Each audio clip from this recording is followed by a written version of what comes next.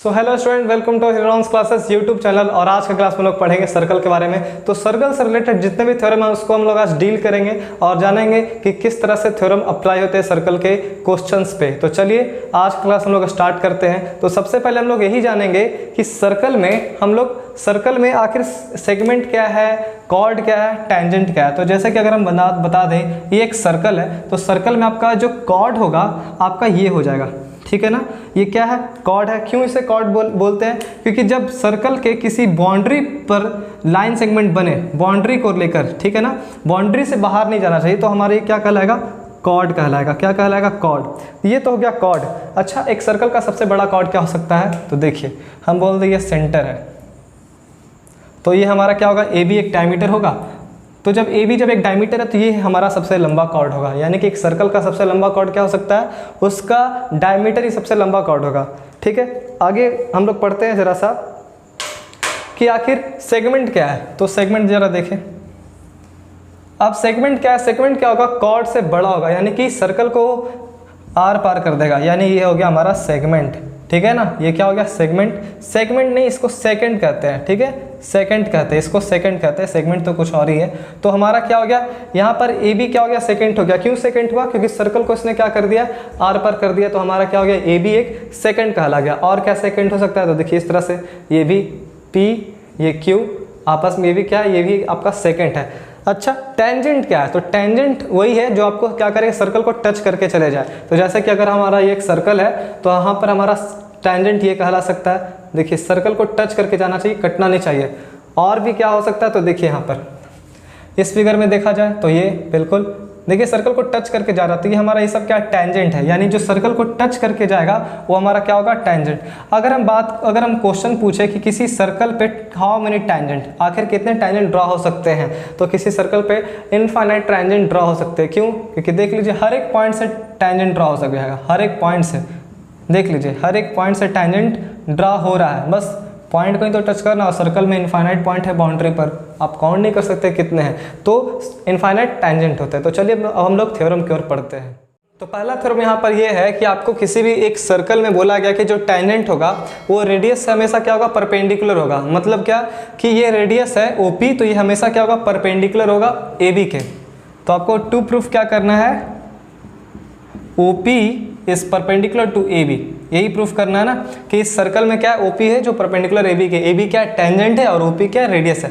तो कैसे प्रूफ करेंगे आपको मैं बस बता देता हूँ। यहाँ से एक कंस्ट्रक्शन करो, ठीक है, ऐसे नाम दे दो Q, ठीक है। अब देखो यहाँ पर, और यहाँ पर नाम दे दो इसे R डाल दो, इस पॉइंट को R बोल दो। तो देखो यहाँ पर आप क्या देखोगे? OR तो रेडियस है, OR क्या है? रेडियस है, लेकिन OR से बड़ा लाइन OQ है। यानी OR तो छोटा हो गया ना OQ से, क्या हुआ कि नहीं बताइए। यानी यहाँ पर जो रेडियस है OR, वो OQ से क्या है? छोटा है। अब यहाँ पर देखिए OP भी क्या है? रेडियस है। OP भी क्या है? रेडियस है, और OR भी रेडियस है। यानी जब OR छोटा है OQ से, तो हम लोग यहाँ पर ऐसा भी तो बोल सकते हैं कि OP भी छोटा होगा। OP भी क्या होगा? छोटा होगा OQ से। लेकिन क्या इतना से होता है? ये प्रूफ कि हाँ yes AB is perpendicular to AB, OP is perpendicular to AB? नहीं। एक काम करते हैं हम लोग और थोड़ा सा क्लोज जाते हैं। चलिए यहाँ पे आ गए, इसे नाम देते हैं हम लोग।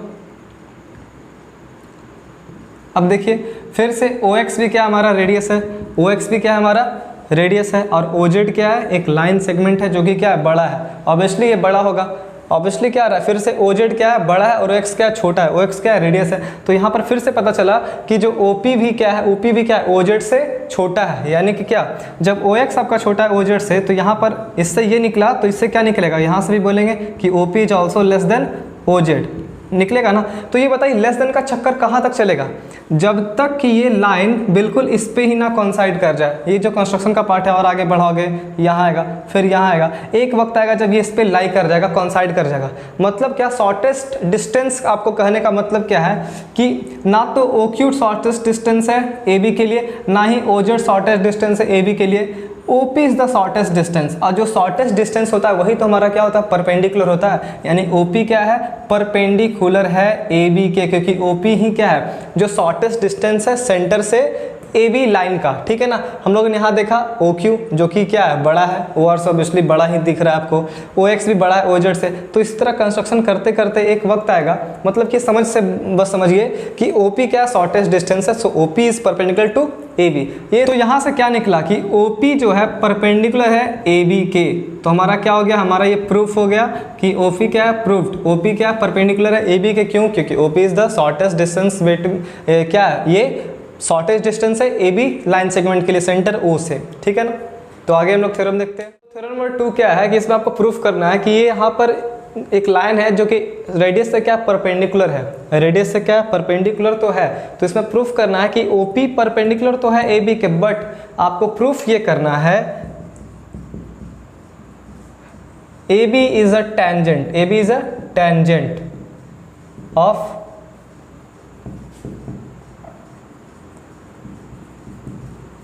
सर्कल। यही प्रूफ करना है ना, कि आपको प्रूफ क्या करना है कि OP तो परपेंडिकुलर है AB के, लेकिन आपको प्रूफ क्या करना है कि AB ही जो है वो टेंजेंट है सर्कल का। तो टेंजेंट कैसे प्रूफ होगा, टेंजेंट तभी प्रूफ होगा जब AB का कोई एक पॉइंट क्या हो, सर्कल के टच में हो, तो प्रूफ हो जाएगा। वो तो दिख रहा है क्या, P पॉइंट टच में, लेकिन प्रूफ तो करना पड़ेगा ना। तो क्या करो, यहाँ से फिर से एक लाइन लो, कंस्ट्रक्शन करो, और यहाँ मिला दो, इसे Q नाम दे दो, और यहाँ पर इसे R नाम दे दो। तो देखोगे यहाँ पर क्या हो रहा है कि हम लोगों ने कंस्ट्रक्शन में क्या किया, OQ को क्या किया, ड्रा किया है, OQ को ड्रा किया और कहाँ मिला है, OQ को ड्रा किए और ज्वाइन किए, कहाँ ज्वाइन किए, AB में। देखिए अब वहाँ पर आपको दिख रहा होगा कि OR जो है वो छोटा है OQ से, है ना। OR तो रेडियस है, लेकिन OQ क्या है, छोटा है। इसका मतलब क्या हुआ कि Q is a point which lies outside the circle. मतलब क्या कि ये जो Q पॉइंट है वो सर्कल पे लाई नहीं कर रहा है, वो सर्कल के बाहर है। तो टेंजेंट कौन होगा, जो सर्कल पे लाई करे और AB का वो पॉइंट भी हो। AB का पॉइंट Q तो है, लेकिन सर्कल पे लाई नहीं कर रहा है, इसके कारण हमारा यहाँ पर तो टेंजेंट, ये AB तो अभी टेंजेंट नहीं कहलाएगा। लेकिन जैसे जैसे हम लोग क्लोजर आएंगे, फिर से ये जस्ट कन्वर्स है थ्योरम नंबर 1 का, तो फिर से अगर हम क्लोजर आएंगे तो यहाँ पर कुछ होगा, देख लीजिए, इसे हम लोग S और इसे हम लोग T नाम देते हैं। देखिए यहाँ पर भी डिफरेंस है थोड़ा सा। तो यहाँ पर भी क्या होगा, OS जो है वो लेस देन होगा OT, होगा ना। OS क्या होगा, OT से छोटा होगा, क्यों, क्योंकि OS तो रेडियस है, लेकिन ये जो T पॉइंट है वो कहीं ज़्यादा आगे है, रेडियस से भी बड़ा है। तो यहाँ पर भी क्या होगा कि T भी क्या है, T भी वही बहाल हो गया, T is a point which is outside, which lies outside the circle, ठीक है। तो इसका मतलब क्या हुआ कि एक लौता एक पॉइंट P ही है। जब हम लोग और आगे जाएंगे तो हमें बस एक P ही पॉइंट मिलेगा जो सर्कल को टच भी कर रहा है और सेगमेंट AB पर भी है, AB पर ही है, ठीक है ना। तो हमें क्या पता चला कि yes AB is a tangent of circle, of a circle, ठीक है ना। AB ही वो टेंजेंट है इस सर्कल का, ठीक है ना। क्यों, क्योंकि हम लोगों ने देखा T पॉइंट भी क्या आउटसाइड द सर्कल है, Q भी पॉइंट भी आउटसाइड द सर्कल है, ठीक है। तो एक इकलौता P जो पॉइंट है, जो कि OP एक रेडियस भी है और P पॉइंट यहाँ पर आ रहा है, ये हमारा शॉर्टेस्ट डिस्टेंस भी है। सो AB क्या है हमारा, क्योंकि ये परपेंडिकुलर बोल दिया था ना, ये परपेंडिकुलर था ना, हमारा गिवन था कि OP क्या है, OP परपेंडिकुलर है, इसमें कोई दिक्कत नहीं। OP क्या परपेंडिकुलर है, लेकिन हमें दिखाना था कि यस P एक लौता पॉइंट है जो सर्कल पे भी लाई कर रहा है और AB का पॉइंट भी है। सो P हमारा मिल गया है, तो AB हमारा क्या हो गया, टेंजेंट हो गया इस सर्कल का। तो इस थ्योरम में आपको क्या करना है, थ्योरम नंबर 3 है, आपको इसमें क्या करना है, प्रूफ की जो लेंथ है टेंजेंट का, जब एक पॉइंट से जब दो टेंजेंट बनेंगे तो उनको आपको क्या दिखाना, इक्वल दिखाना, और ये होते भी है। तो आपको यहाँ पर अगर हम जैसे इसका नेमिंग रखते हैं P, यहाँ पर एक कोई सेंटर होगा O, आप इसे यहाँ से ज्वाइन करो, ठीक है, और इसको भी इधर से ज्वाइन कर दो, ठीक है ना।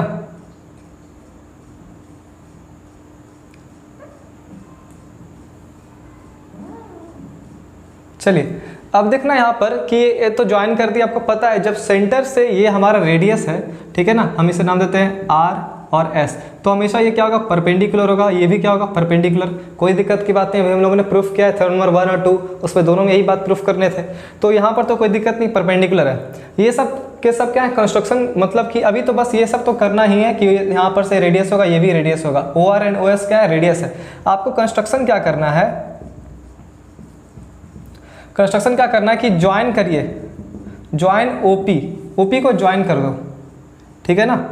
देखो ओपी ज्वाइन कर दिए, जब ओपी ज्वाइन कर दिए तो आपको यहाँ पर प्रूफ करना है कि पी आर जो है पी एस के इक्वल है। क्यों, इक्वल टेंजेंट, टेंजेंट कौन है, पी आर और पी एस ही है, तो इन दोनों को क्या करना है, इक्वल करना है प्रूफ। तो आप देखो यहाँ पर दो राइट एंगल ट्रायंगल है, ठीक है ना, इन टू राइट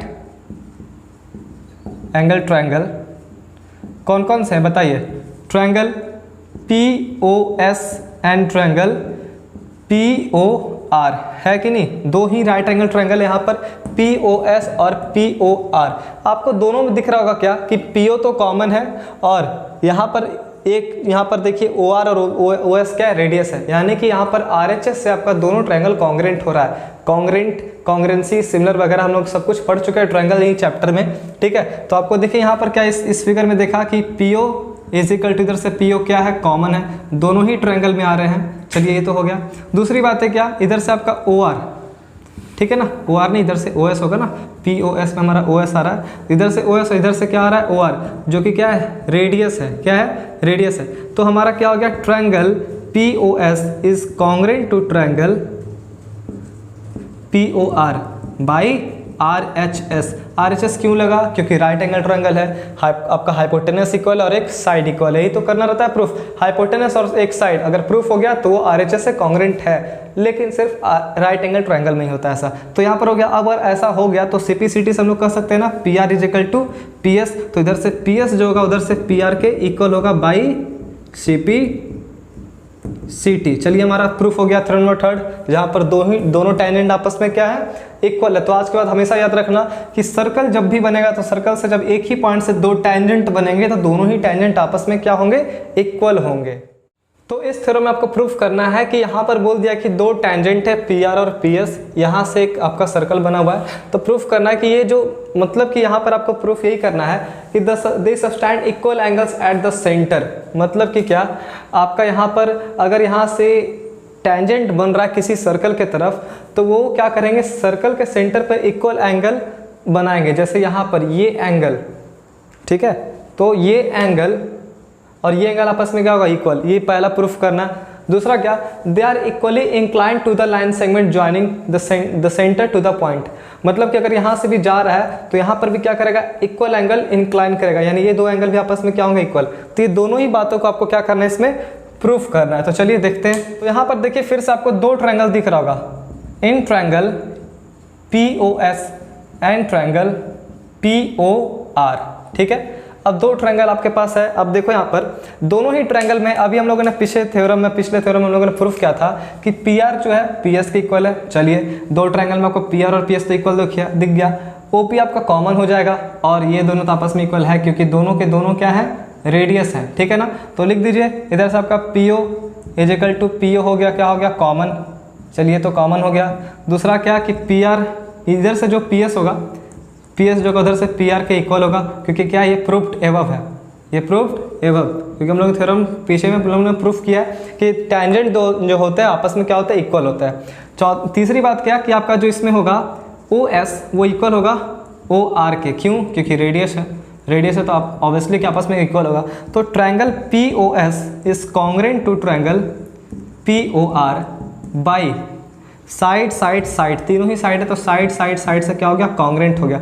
जब कॉन्ग्रेंट हो गया तो हमें क्या प्रूफ करना था, ये और ये एंगल आपस में इक्वल है ना, तो ये दोनों ट्रायंगल में लाई कर रहा है ना, तो सीपीसीटी से कह दो, क्या कह दो कि angle P O S is equal to angle P O R by CPCT.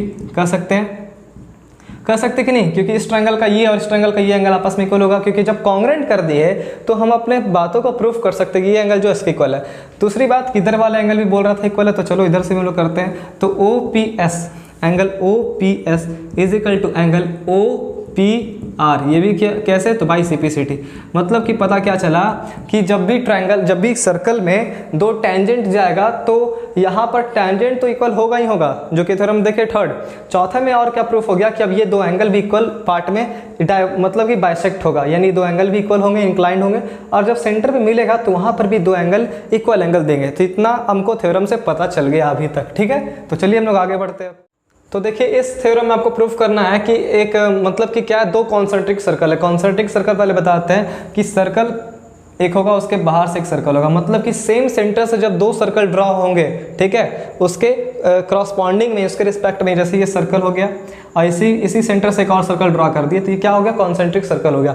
अब यहाँ पर प्रूफ करना है कि जो बड़े सर्कल का जो कॉर्ड है वो छोटे सर्कल के लिए क्या है, टेंजेंट है। मतलब क्या, ये जो बड़े सर्कल का जो कॉर्ड है वो छोटे सर्कल के लिए टेंजेंट है, यानी ये क्या, इसके ऊपर परपेंडिकुलर है। क्या रेडियस होगा ना परपेंडिकुलर।